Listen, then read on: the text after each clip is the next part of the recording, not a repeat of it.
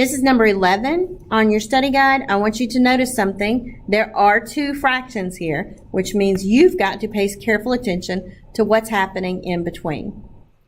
And what's happening is they are adding. Anytime you've got fractions that are adding, you have to have common denominators, okay?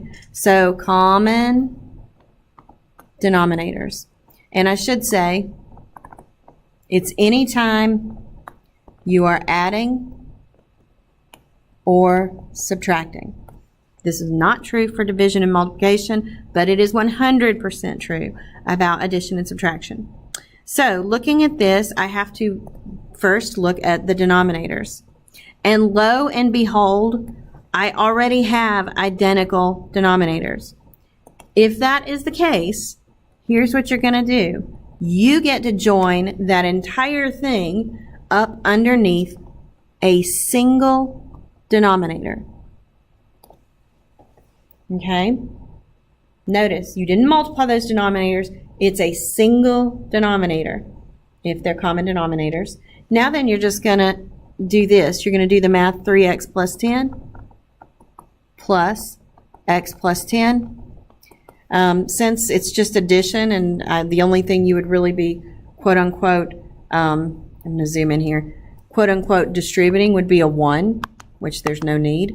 I'm going to now get rid of those and just look for common, for like terms. So I've got a 3x and an x. Well, how many x's does that make? That would be 4x. Okay, and then I've got 10, to which I'm adding another 10. 10 plus 10 is 20. Over x squared minus 49. The only other thing I have to do, and that is this is the actual sum of that, is I need to see if I can factor and cancel anything. I noticed that in my numerator, if I factor a 4 out, I can have x plus 5. I also noticed that x squared is x times x and 49 is 7 times 7. Anytime you've got the difference of two perfect squares, and that's what they are if they're something times itself, that factors to a sum and difference problem. Now, looking at that,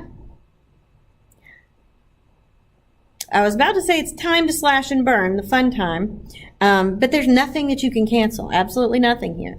So the question is, which answer is correct? Well, either one, it doesn't matter. This is where the word simplify actually might be a matter of opinion. If nothing cancels, you might consider that to be simpler. But you had to do that last step to see if you could get it any simpler. So I probably would just go, okay, there's my answer. But both of these would be counted right on a test or quiz.